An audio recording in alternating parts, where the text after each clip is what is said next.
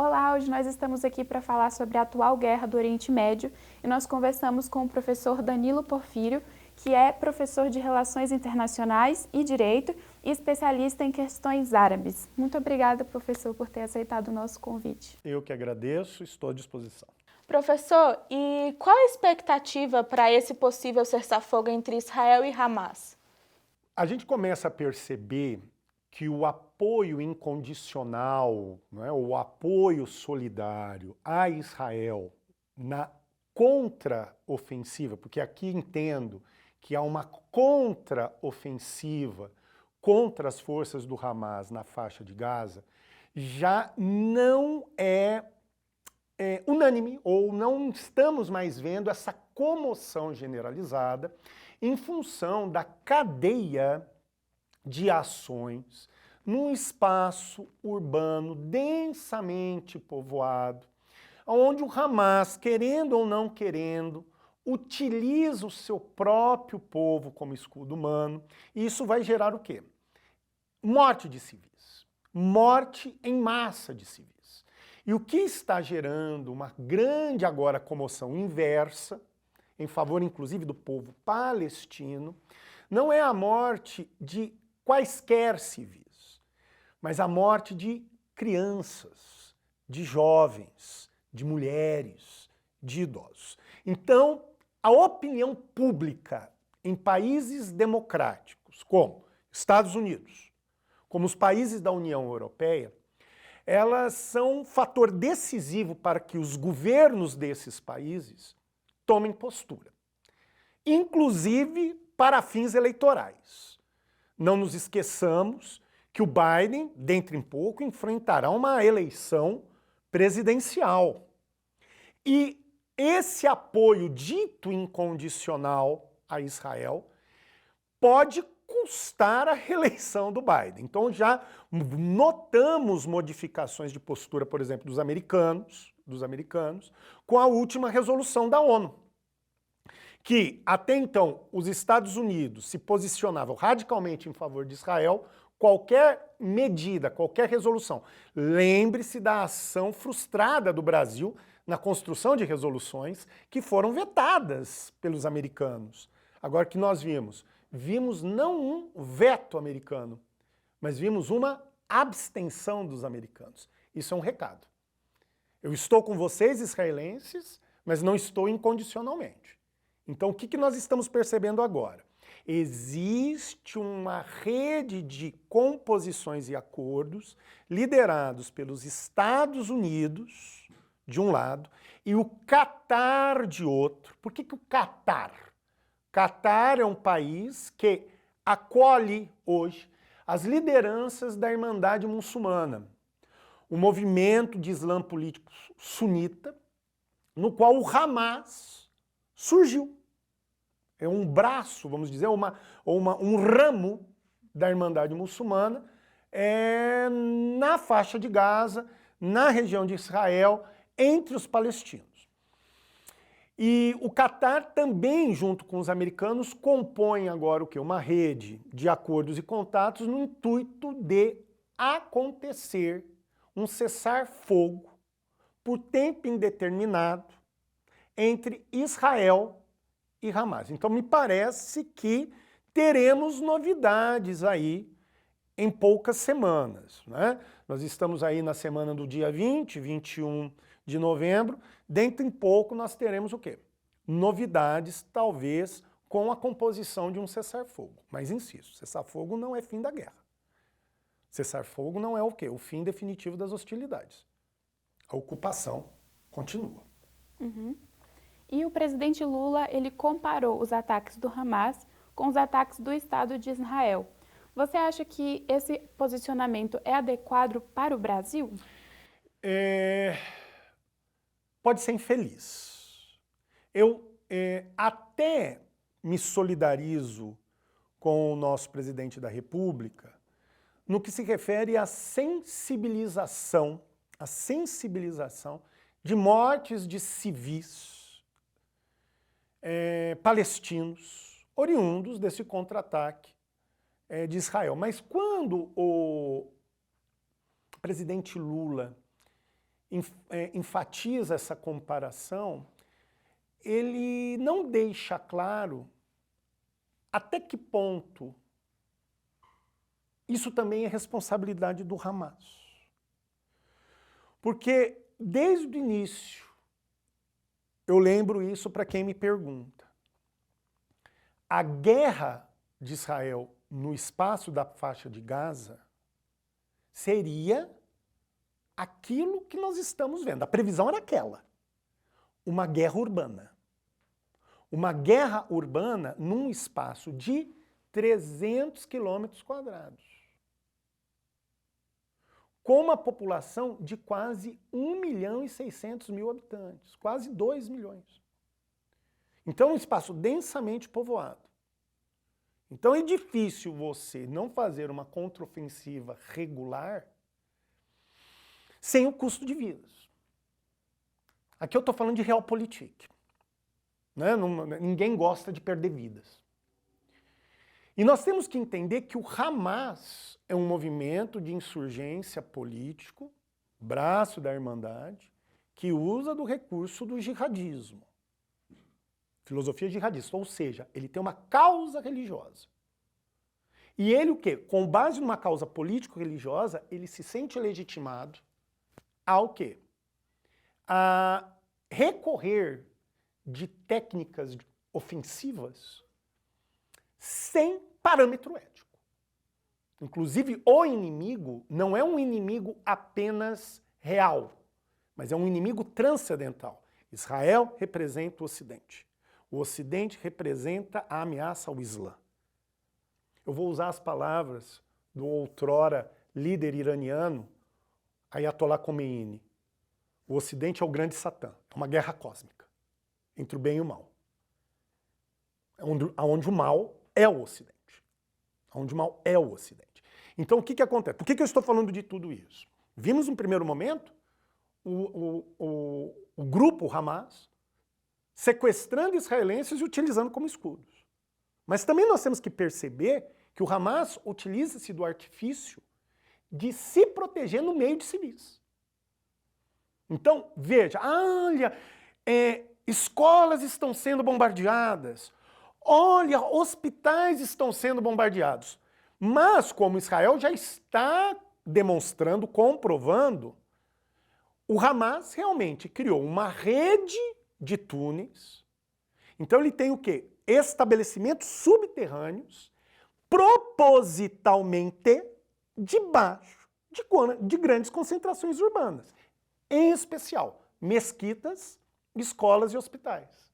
Para quê? Porque deixa Israel numa situação de impotência na hora de um contra-ataque. Não age em função dos civis, ou corre o risco de pagar o preço para atingir o quê? Os insurgentes do Hamas. Então essa é a lógica. Eu não vejo o governo brasileiro trazendo a responsabilidade do Hamas nessa situação. Ou seja, cria-se uma bipolaridade onde o drama dos israelenses é exclusivamente do Hamas e o drama dos palestinos é exclusivamente o quê? Dos israelenses. E não se traz a corresponsabilidade do Hamas nessa ação. Dentro desse tema, o que o senhor considera sendo o ponto central desse possível cessar-fogo dos Estados Unidos? Ratificando o que eu falei para a colega. Primeiro ponto, a sucessão de eventos de alta mortalidade na contraofensiva israelense. Nós estamos vendo um drama humanitário. Um drama humanitário. Vemos não só a questão de mortes por ataques, mas uma questão de garantias, de acessibilidade a questões de bens de primeira necessidade. Então nós estamos vendo o quê? A morte imperar naquela região. Isso está gerando extrema sensibilização da opinião pública no Ocidente. Aqui eu tenho que bater muito nessa tecla. Democracia hoje, mais do que nunca, depende de opinião pública. E nós temos uma eleição, minha amiga, em vista, presidencial. E se os americanos não respondem a isso, o presidente pode não conseguir a reeleição em função dessa sensibilização. Então esses são os dois pontos fulcrais. Professor, diante disso, historicamente, os Estados Unidos têm um papel importante em relação à violência? Na verdade, os americanos aqui agem dentro do Oriente Médio. A gente não pode só atribuir a responsabilidade aos norte-americanos, mas nós temos que entender que os americanos, desde 1941, assumem um papel significativo no Oriente Médio. Aí você vai falar, 41? Não é 47 ou 48, porque nós estamos falando de Israel? Não, 41. Nós temos que entender que os americanos, eles, em 1941, eles estavam envolvidos já na Segunda Guerra Mundial. E dentro da chamada lógica jacksoniana, o que é lógica jacksoniana? É tradição jacksoniana. É uma linha da política externa americana que diz o seguinte: para eu afiançar alguma ação política ou alguma ação militar hegemônica, eu preciso ter garantias de acesso irrestrito a recursos necessários, inclusive recursos energéticos. Então o que acontece? Em 1941, após a declaração do Atlântico entre Reino Unido e Estados Unidos, os americanos fecham um pacto com o rei da Arábia Saudita, chamado Pacto Saudita-Americano, em que os sauditas afiançam o acesso irrestrito ao petróleo necessário para a ação americana na Segunda Guerra, e os americanos afiançam a legitimidade do governo saudita naquela região. Então, esse é o quê? É o primeiro ponto. Num segundo momento, os americanos, dentro da ONU, já da criada ONU, os Estados Unidos irão apoiar, afiançar a criação de Israel. Então nós vamos pegar o antigo protetorado da Palestina, protetorado britânico da Palestina. Esse protetorado estava até então nas mãos dos britânicos desde o colapso do Império Otomano, em torno de 1924. E esse protetorado será o quê? Dividido em 4 territórios, no qual o quê? Composto de forma integrada entre 2. Então nós temos 2 frações que comporão o Estado de Israel, que é a fração litorânea norte da antiga Palestina, e o interior, vamos dizer, a sudeste do território palestino, e que aqui seria Israel, e a Palestina seria o que hoje nós vemos como a faixa de Gaza, e o quê? A parte, vamos dizer, nordeste do antigo protetorado britânico. O que acontece? Essa criação do Estado israelense não será vista com bons olhos pelas populações árabes e pelos estados árabes pelo menos efetivamente independentes, depois da Segunda Guerra Mundial, porque até então todos eram o quê? Espécies de protetorado. Estou falando da Síria, estou falando do Egito, estou falando da Jordânia. Não ficaram satisfeitos com essa situação. E dentro de uma retórica nacionalista, eles vão se hostilizar com Israel. E aí começa o quê? Os dramas de Israel. Israel já começa com uma guerra, a Guerra de Independência, em 1948. E aí você, mas onde estão os Estados Unidos nisso? Afiançam militarmente a existência de Israel. Então, de forma direta ou indireta, os americanos naquela região estão envolvidos com os tensionamentos israelenses e palestinos. Mas vamos ver a presença dos americanos em outros momentos. Vamos ver na Guerra do Golfo, em 92. Vamos ver na invasão do Iraque, em 2004. Nós vamos ver a presença tensa dos americanos em um Irã que até 79 Até 79 era o seu principal aliado na região e depois se torna o seu principal inimigo com a Revolução Xiita Iraniana, que antes de 79 era uma monarquia pró-ocidental. Depois de 79, o governo dos ayatollahs. Então você nota que a participação dos americanos nos processos de tensionamento são, vamos dizer, perenes, contínuos. Mas aí qual é o interesse americano nisso? Primeiro, manter uma vitrine ocidental dentro do Oriente Médio, que é Israel. Segundo, garantir, dentro da lógica hamiltoniana e jacksoniana, hamiltoniana, controle econômico. O controle sobre o acesso o quê? Dos recursos energéticos. Estou falando aqui de Arábia Saudita, estou falando de países do Golfo, estou falando de Iraque e antes de 79 o Irã. Então essas o quê? Os Estados Unidos estão sempre presentes. Num primeiro momento dentro da lógica da Guerra Fria, num segundo momento dentro da sua lógica hegemônica pós-década de 80. E, professor, nós temos visto, além dessa guerra física, uma guerra de versões De narrativas. e de narrativas e notícias falsas. Sim. Essa discussão pode ser uma porta para uma nova tecnologia? Primeiramente, guerra de informação é um recurso da guerra moderna. Isso o quê? Desde o surgimento das guerras em massa, estou falando o quê? Guerra dos Boers, Primeira Guerra Mundial, Segunda Guerra Mundial, todos esses o quê? Todos esses o quê? Esses conflitos recorreram ao quê? Recursos de narrativa, recursos de informação. Seja por cinema, seja por rádio, seja por panfleto. O que nós estamos percebendo é que esse processo de disseminação de informações e falsas informações com as redes sociais se torna muito mais célere, se torna muito mais o quê? Mais rápido. E, portanto, as consequências acabam sendo muito mais efetivas a curto prazo. Então, eu não vejo uma modificação de estratégia, porque o recurso da guerra de informação durante o século XX já existia.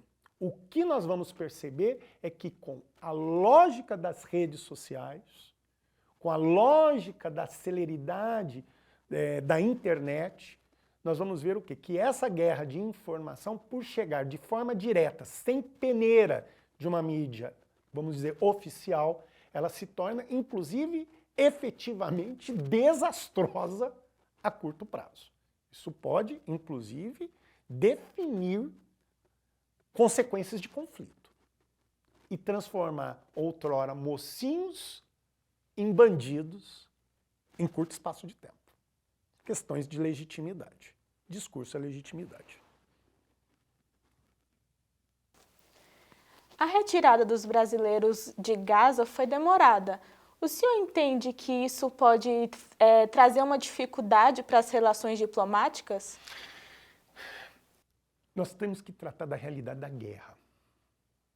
Nós estamos no meio de uma região de conflito, e volta, uma guerra urbana densamente povoada. Então, uma situação onde uma grande leva de pessoas, estrangeiras ou não, são locomovidas, movidas para o sul do território, numa situação muito peculiar, onde o Egito receia fluxo de pessoas vindas da faixa de Gaza. Por quê? Porque desde do colapso da Primavera Árabe, desde a queda de Mohamed Morsi, presidente eleito, essa derrubada aconteceu por meio do presidente atual, que é o general Sisi. Então, desde a queda da presidência do presidente Morsi, a Irmandade Muçulmana é tratada no Egito como um movimento terrorista. E o Hamas, advém de onde? Da Irmandade Muçulmana. E é tratado como um movimento radical, violento.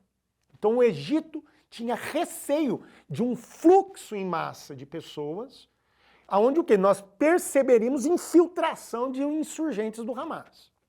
Então nós temos, primeiramente, uma situação de conflito truncada, complicada, um receio do país que acolhe, diga-se, o Egito, de receber esse fluxo, e Israel, que Israel aqui tem fator determinante, é ele que autoriza na faixa, na circunscrição, nos limites da faixa de Gaza, a saída ou a entrada de pessoas. Ah, vieram com essa informação para mim. Ah, mas desde o Tratado de Camp David, a Península do Sinai está sob controle dos egípcios, vírgula. No Acordo de Camp David foi entregue o Sinai novamente ao Egito. Entretanto, toda a região limítrofe entre Israel e a Península do Sinai, ela está o quê? Sob controle direto do quê? Das forças de segurança de Israel. Então aqui não há uma questão de o quê? De crise diplomática. Existem várias demandas de diversos países e aqui se estabelece o quê? Ou um critério de prioridade ou um critério de ordem. Ainda acho que o transporte, né, a mobilização de cidadãos brasileiros foi relativamente eficiente. E isso é mérito do governo brasileiro, mérito do governo egípcio e mérito, sim, do governo israelense. Professor, o cessar-fogo, o possível cessar-fogo, pode ser considerado um sinônimo de paz? Não, de forma alguma. A ocupação continua. A minha previsão para essa situação é a seguinte: cessar fogo no sentido do exercício massificado dos recursos de violência. Essa dita guerra regular advinda de Israel, o que é guerra regular? Uso de contingente militar institucional. Estou falando de forças armadas, exército, marinha, aeronáutica. Esses recursos massificados de força serão cessados. Basicamente, hoje, a faixa de Gaza já está sob controle militar de Israel. E assim se manterá, por tempo indeterminado. E depois eu vou fazer uma observação sobre o tempo indeterminado. Entretanto, mesmo falando, né, de um cessar-fogo, eu duvido que o governo israelense não continue a exercer, como tradicionalmente fazia antes dessa guerra, ações cirúrgicas contra lideranças do Hamas ou contra o quê? Agentes do Hamas na faixa de Gaza. É o que a gente fala de ação seletiva, morte seletiva. Então o cessar-fogo vai ser um cessar-fogo na perspectiva de garantir alguma tranquilidade à população civil e acesso à ajuda humanitária. Esse é o ponto. Esse é o ponto que os americanos querem. E sobre o tempo indeterminado que eu lhe disse. O tempo determinado, na lógica americana, também deve ser curto. Não deve ser uma ocupação de longo prazo. Deve ser de curto ou de médio prazo, no intuito de se resolver o problema gerado pelo Hamas em relação a Israel. Mas Israel, no que nós observamos da ação americana. Da ação americana. Os americanos já o quê? Pressionam por um plano de médio e longo prazo de o quê? De futura retirada e entrega do território da faixa de Gaza à autoridade palestina. A autoridade palestina que não tem controle da faixa de Gaza desde o início dos anos 2000 por causa do golpe dado pelo Hamas na região. Hoje, a autoridade palestina, liderada por um grupo secular chamado Al-Fatah, nacionalista árabe, ela apenas governa a Cisjordânia. Então o intuito é entregar a administração da faixa de Gaza, né, para a autoridade palestina. Professor, você poderia avaliar a posição dos outros países? É isso que nós estamos percebendo. Quando nós falamos de países ocidentais, vimos no início uma solidarização pró-Israel. Em função dos dramas de guerra, e em função da sensibilização da opinião pública, o que nós vamos perceber, Ana? Nós vamos perceber que esses países começam a pressionar Israel por uma finalização ou um atenuamento do conflito. Então, eu estou falando da União Europeia, eu estou falando também dos Estados Unidos. O Brasil já tem um posicionamento, ora razoável, ora polêmico, sobre o conflito. E o que nós temos, então, né? Então, tratado agora aqui, finalizado o trato dos países pró-ocidentais, vamos falar basicamente dos países do Oriente Médio. Essa situação, se alguém tirou grande vantagem desse conflito, foi o Irã.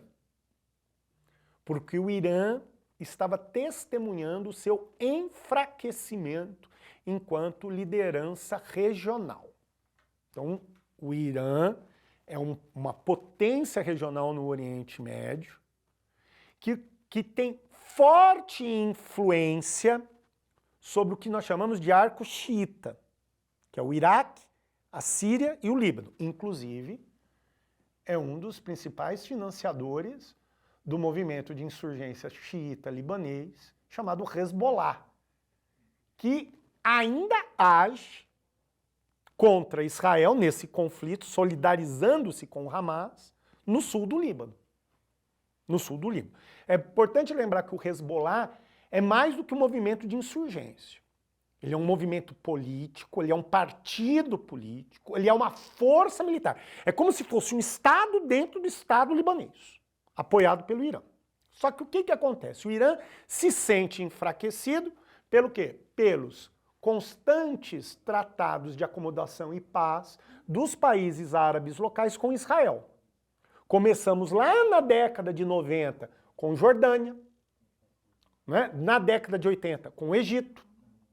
E o que? Nos anos 2000, principalmente a partir do governo Trump, vemos o que? Uma aproximação dos países do Golfo e da grande potência antagônica do Irã no mundo o que? Islâmico, que é a Arábia Saudita, que é um país árabe e islã sunita, que se antagoniza ao Irã. Estávamos prestes a ver Israel fazendo um acordo histórico chamado Pacto Abraâmico com a Arábia Saudita. Isso enfraqueceria, isolaria o Irã. O Irã participando na articulação da ação do Hamas, com o apoio do Hezbollah e do quê? Da Jihad Islâmica, que é um outro movimento de insurgência, ou seja, o Irã tem um papel de articulação e apoio nessa ação do Hamas. O Irã, ele desfaz todo um tabuleiro de xadrez que estava montado. Desarticula todo esse processo de pacificação com esses países e Israel. Então, quem sai ganhando é o Irã. Então, o que você está vendo hoje? O Egito, mesmo que mantendo-se, de alguma maneira, aliada a Israel, mantendo-se aliada a Israel, o quê? Condena as situações. Jordânia se afasta. Turquia pede que seus embaixadores, que não são... Turquia não é um país árabe, mas é um país muçulmano, pede que seus embaixadores retornem o quê? Para a Turquia. A Arábia Saudita interrompe o pacto abraâmico. Então o que você nota? Nota que os países também da região não estão satisfeitos com essa situação. Então esses são os fatores que inclusive motivam os americanos a agirem. O estrago está feito. O problema é que não deve, não pode piorar. Então esse é o ponto. Professor, é possível que exista o fim do Hamas? Eu acredito que as lideranças do Hamas na região estão fadadas ao quê? Ao fim. Mas isso não significa que a causa... É isso que eu estou te falando, a causa. Hamas é causa. Enquanto tiver pessoas que aderem à causa, o movimento não morre. Você tem que matar a causa. É difícil matar convicções, né? Então nós vamos o quê? Ver substituições de lideranças. O que nós vamos ver num primeiro momento é que talvez o Hamas não se reorganize dentro dos territórios ocupados. ele se reorganize em exílio, em algum país, inclusive, por que não, o próprio Catar. Professor, você recorda de outras guerras que acabaram por conta da comoção? Eu vou dizer a você que existem guerras que tiveram sua finalização, ou ocupações que tiveram a sua finalização em função da comoção pública. Vou dar duas recentes. A questão da ocupação do Afeganistão. O processo de desocupação das forças ocidentais, diga-se OTAN, diga-se Estados Unidos, foi fruto de uma pressão da opinião pública dos países ocidentais de origem. E acabou sendo um grande desastre, porque o Afeganistão retornou à mão dos talibãs. E temos a questão da invasão e ocupação do Iraque, que por pressão da opinião pública, iniciado por Barack Obama, depois continuado com o presidente Donald Trump e posteriormente finalizado efetivamente com o quê? Com o presidente Biden, nós vimos o quê? Os americanos desocuparem o quê? O Iraque. Devemos lembrar, voltando à guerra de informação, que os americanos só conseguiram, por exemplo, entrar numa guerra e manter-se numa guerra como a Segunda Guerra Mundial em função da propaganda. Ou seja, mais do que a comoção pública na morte dos seus, é a ideia que o seu modelo de vida pode estar arruinado se o inimigo triunfar. Então essa é a lógica. Democracia pressupõe adesão e legitimidade da sociedade civil. Essa é a diferença de um país autoritário, em caso de guerra. E por que essa comoção demora tanto para surtir algum efeito, como foi o caso de agora? Eu não achei que foi tão demorado assim. Eu acho que o tempo ditado foi o tempo da mídia contemporânea.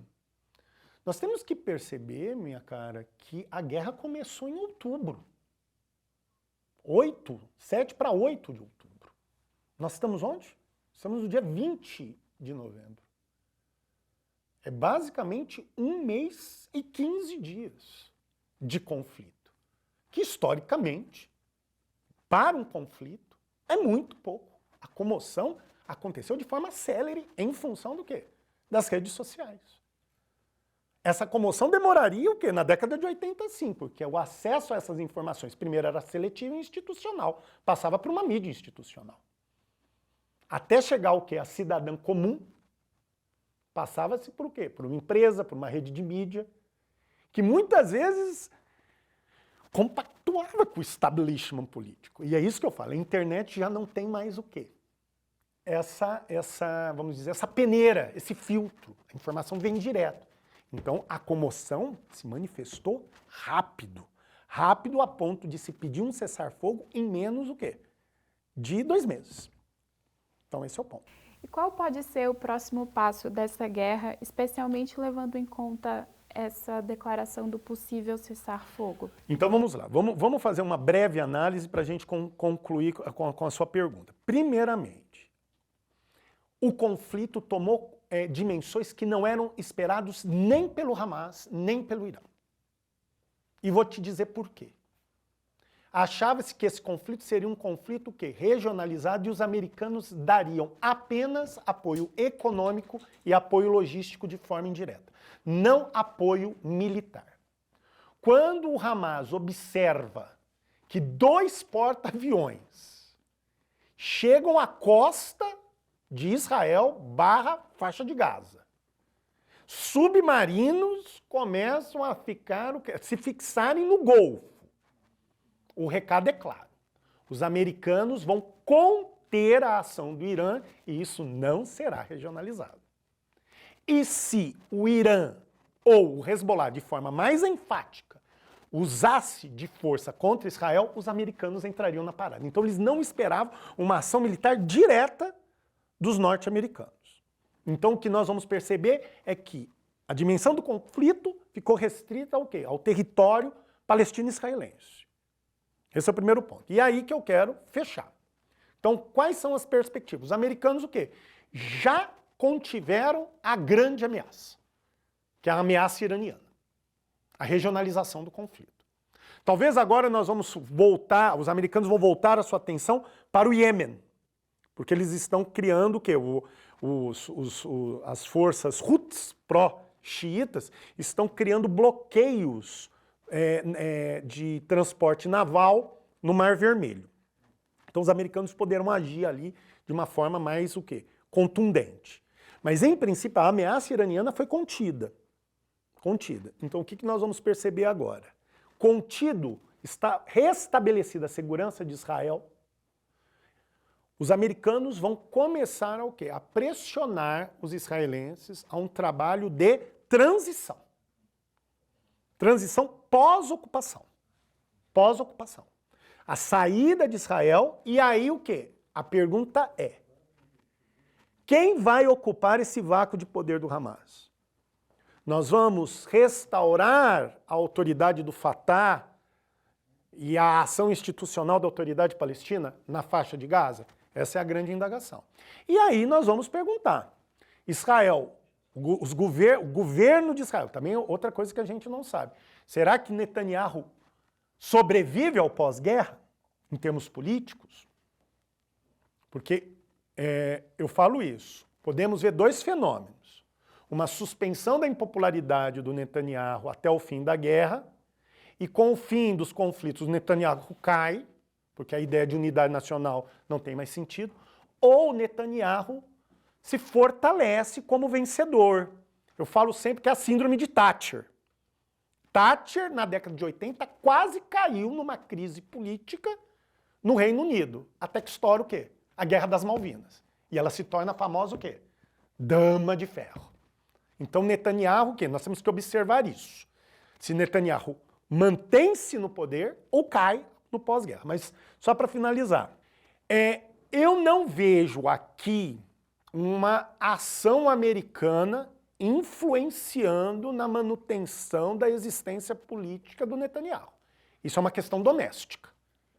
Ele já estava numa situação complicada em função da acusação de violações de princípios democráticos dentro do Estado israelense em função da mitigação do poder judiciário, das ações do poder judiciário em Israel. Então, tanto que eu digo sempre isso, Hamas se aproveita da crise, da vulnerabilidade política de Israel e ataca. Então, essa é a questão. Então, o que eu quero finalizar é o seguinte, bom, desocupa, quem ocupa o vácuo, mas é o grande problema. Os governos que virão vão pensar ou não na criação de um Estado palestino. Vão pensar ou não na criação de uma independência do povo palestino. Ou vão continuar a viver esse drama do eterno conflito e da eterna insegurança. Esse é um grande ponto. Então é isso, professor. Gostaria muito de agradecer por esclarecer tantas questões sobre a guerra. E é isso, até a próxima. E estou sempre à disposição de vocês, é só chamar. Obrigada. Obrigada. Tchau, tchau.